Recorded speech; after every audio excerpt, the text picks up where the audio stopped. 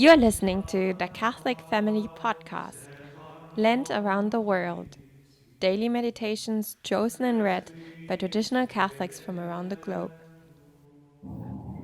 Hello, this is Stephanie Lauer from Albany, Minnesota, and I'm going to be reading an excerpt from my Imitation of Christ by Thomas à Kempis.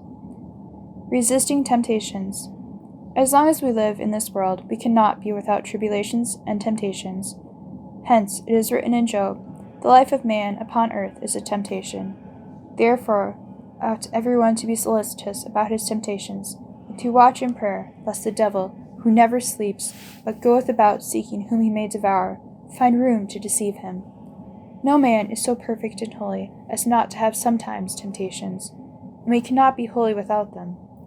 Yet, temptations often very profitable to a man, although they be troublesome and grievous, for in them a man is humbled, purified, and instructed.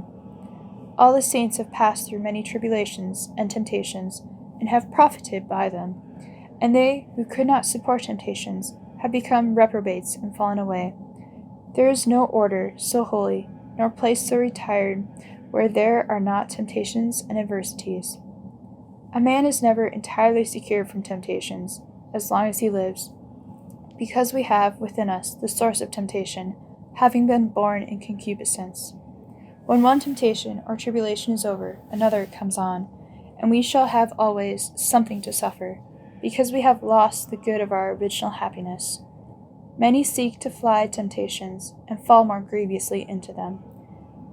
By flight alone we cannot overcome, but by patience and true humility we are able to be made stronger than our enemies. He who only declines them outwardly, and does not pluck out the root, will profit little.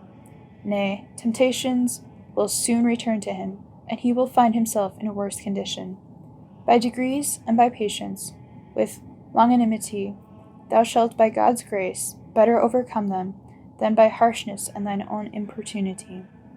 In temptation often take counsel, and deal not roughly with one that is tempted, but comfort him as thou willst wish to be done to thyself.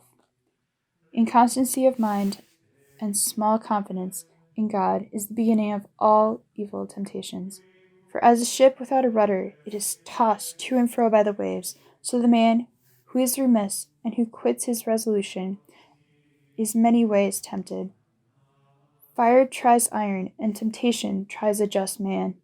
We often know not what we can do, but temptation discovers what we are. However, we must be watchful, especially in the beginning of temptation, because then the enemy is easier overcome. If he is not suffered to come in at all at the door of the soul, but is kept out and resisted at his first knock. Once a certain man said, "Withstand the beginning, after remedies come too late." For first a bare thought comes to the mind, then a strong imagination, afterwards delight, an evil motion and consent. And thus, by little and little, the wicked enemy gets full entrance when he is not resisted in the beginning.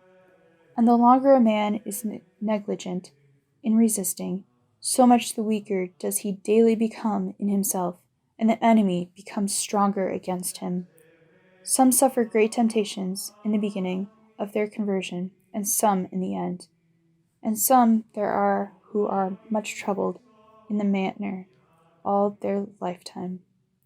Some are but little lightly tempted, according to the wisdom and equity of the ordinance of God, who weighs the state of the merits of men, and preordains all for the salvation of the elect. We must not, therefore, despair when we are tempted, but pray to God with so much the more fervor, that he may vouchsafe to help us in all tribulations, who, no doubt, according to the saying of St. Paul, will make such issue with the temptation that we may be able to bear it. Let us therefore humble our souls under the hand of God in all temptations and tribulations.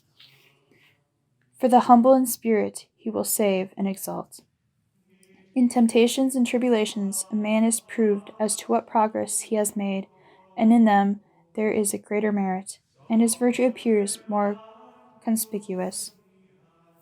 Nor is it much if a man be devout and fervent when he feels no trouble, but if in the time of adversity he bears up with patience, there will be hope of great advancement. Some are preserved from great temptations, and are often overcome in little daily ones, that being humbled they may never presume on themselves in great things, who are weak in such small occurrences.